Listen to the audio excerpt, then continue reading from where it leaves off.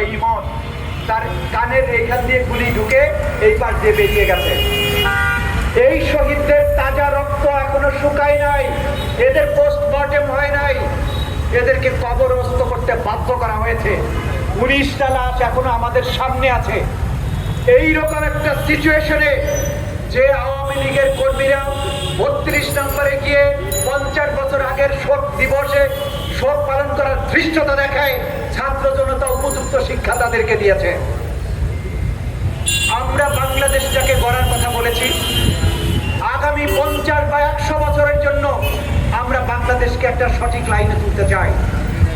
এই সরকারকে অনুরোধ করবো যে বিপ্লবী সরকার হিসাবে ছাত্র জনতার প্রতিনিধিত্ব করার জন্য যারা ক্ষমতায় গিয়েছেন তাদেরকে অনুরোধ করব, 17 বছরে এই দুর্বৃত্ত সরকার বাংলাদেশের রাষ্ট্রীয় সাংবিধানিক সকল প্রতিষ্ঠান ধ্বংস করেছে, সুপ্রিম কোর্টকে ধ্বংস করেছে, ইলেকশন কমিশনকে ধ্বংস করেছে, নির্বাচন ব্যবস্থাকে ধ্বংস করেছে, ব্যুরোক্রেসিকে ধ্বংস করেছে, পুলিশ প্রশাসনকে ধ্বংস করেছে। শুধু ধ্বংস করে ক্ষান্ত হয় নাই, তারা যে গণহত্যা চালিয়েছে সেই গণহত্যার নাম হচ্ছে ক্রাইমস এগেইনস্ট হিউম্যানিটি, মানবতার বিরুদ্ধে অপরাধ। 1971 সালের মুক্তিযুদ্ধের সময় পাক বাহিনী নির্বিচারে গণহত্যা চালিয়েছিল, তাদের অপরাধের চেয়ে শেখ হাসিনার অপরাধ কয়েক গুণে বেশি। কেন? কারণ হচ্ছে পাকিস্তানিরা মানুষ মারলেও তারা সুপ্রিম কোর্টকে ধ্বংস করে নাই। পাকিস্তানিরা 30 লক্ষ মানুষ মেরেছে, কিন্তু তারা বিচার বিভাগকে ধ্বংস করে নাই, প্রশাসন সিভিল ব্যুরোক্রেসিকে ধ্বংস করে নাই। হাসিনা ছাত্র জনতাকে, নিরীহ ছাত্র, বাচ্চা, শিশু তাদেরকে শুধু খুন করেছে তা নয়, সে সুপ্রিম কোর্টকে খুন করেছে, বিচার ব্যবস্থাকে খুন করেছে, নির্বাচন ব্যবস্থাকে খুন করেছে। সুতরাং তার বিচার অবশ্যই ইন্টারন্যাশনাল ক্রাইম ট্রাইব্যুনাল অ্যাক্টে যে অপরাধের কথা বলা হয়েছে সেই অপরাধের মধ্যেই তার বিচারটা হবে। কিন্তু তার আগে এই তত্ত্বাবধায়ক সরকারের উপদেষ্টাদের প্রতি আমাদের স্পষ্ট কিছু বক্তব্য আছে। গতকালকে আইন উপদেষ্টা বলেছেন আন্তর্জাতিক অপরাধ ট্রাইব্যুনাল ঢাকায় যেটা আছে, যেটা দিয়ে আওয়ামী লীগ এই দেশের বিরোধী জনপ্রিয় রাজনীতিবিদদেরকে বিচারের নামে প্রহসন করে ফাঁসি দিয়েছে, সেই ট্রাইব্যুনালে তাদের বিচারের কথা বলেছেন। এই জায়গায় আমাদের কিছু বক্তব্য আছে। ইন্টারন্যাশনাল ক্রাইমস ট্রাইব্যুনাল জাতীয় এবং আন্তর্জাতিকভাবে ব্যাপকভাবে বিতর্কিত এবং অনেকেই দাবি করেছিলেন এই ট্রাইব্যুনালকে বিলুপ্ত করে দিতে হবে। জাতিসংঘ থেকে শুরু করে সকল আন্তর্জাতিক সংগঠন এই ট্রাইব্যুনালের নানা দোষ ত্রুটির কথা বলেছিলেন। আমরা আইন উপদেষ্টাকে অনুরোধ করব, আন্তর্জাতিক এবং জাতীয়ভাবে যেই সমস্ত সমালোচনা করা হয়েছে এই ট্রাইব্যুনালের আইনগুলো সংশোধন করে এই সমালোচনাগুলোকে আমলে নিয়ে যেসব ত্রুটি আছে সেগুলো সংশোধন করে নতুন বিচারক, নিরপেক্ষ বিচারক দিয়ে, নিরপেক্ষ তদন্ত সংস্থা দিয়ে, নিরপেক্ষ যোগ্য প্রসিকিউশন টিম দিয়ে শেখ হাসিনা এবং তার সহযোগীদের বিচার করতে হবে।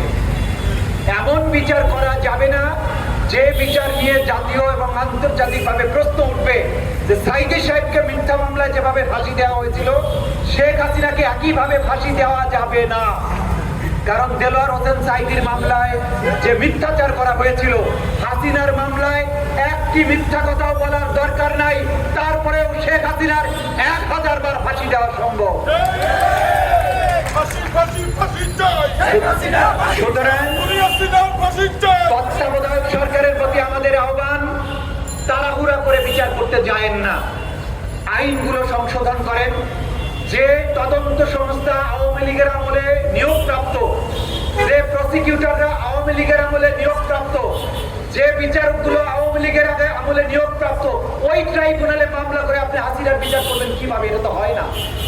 সুতরাং আগে আইন সংশোধন করেন, বিচারক প্যানেল স্ট্যান্ডার্ড বিচারক প্যানেল হতে হবে, আন্তর্জাতিক খ্যাতি সম্পন্ন বিচারককে এই ট্রাইব্যুনালে বিচারক করেন, আন্তর্জাতিক খ্যাতি সম্পন্ন এবং যুদ্ধাপরাধের মামলা পরিচালনায় অভিজ্ঞতা সম্পন্ন আইনজীবীদেরকে ট্রাইব্যুনালের প্রসিকিউশন টিমে নিয়ে যান। তদন্ত সংস্থা জাতিসংঘ আমাদেরকে বলেছে তারা বাংলাদেশে গণহত্যার, শেখ হাসিনার বিরুদ্ধে মানবতা বিরোধী অপরাধের তদন্তে সাহায্য করতে চায়। তাদের টেকনিক্যাল সাপোর্ট নিয়ে একটা যোগ্যতর তদন্ত টিমের মাধ্যমে শেখ হাসিনার সকল অপরাধের তদন্ত করতে হবে। তারপরে সেখানে বিচারটা হতে হবে।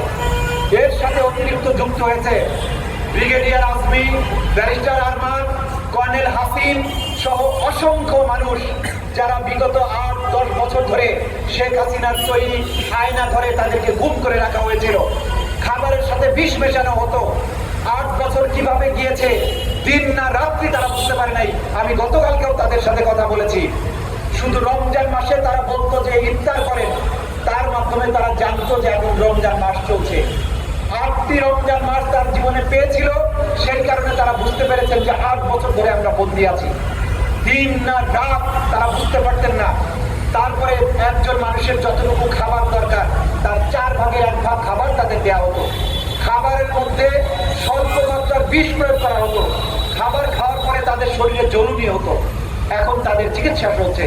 এই যে গুম, abduction as crimes against humanity, এইটার মতো অপরাধ যে সরকার করেছে তার বিচার অবশ্যই আন্তর্জাতিক স্ট্যান্ডার্ডে হতে হবে।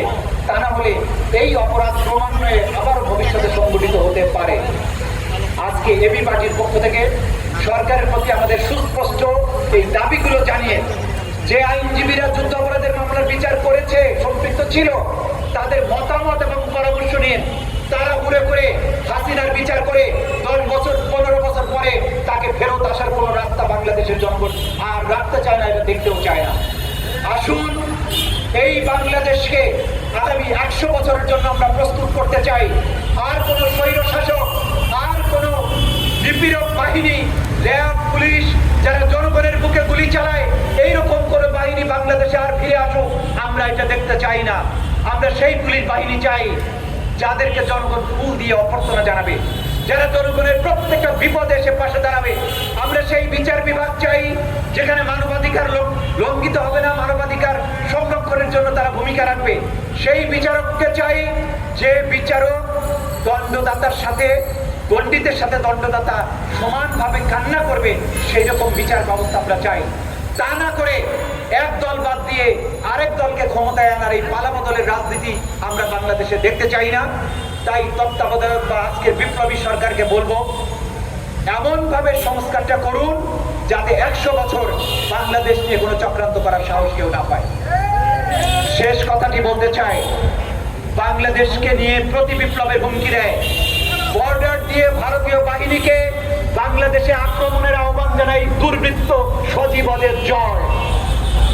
আমরা স্পষ্ট করে বলতে চাই, কবিতা দিয়ে তার জবাবটা দেই, আমরা পালিয়ে দেব না যেতে কোনো হানাদার, রক্তের লোভে যারা আসে বারেবার, বারুদের উপহার যত চাই দেব, উজার দুহাত ভরে শোধ নেব ঋণ, দেব না ছেড়ে 1 ইঞ্চি জমি। সবাইকে ধন্যবাদ।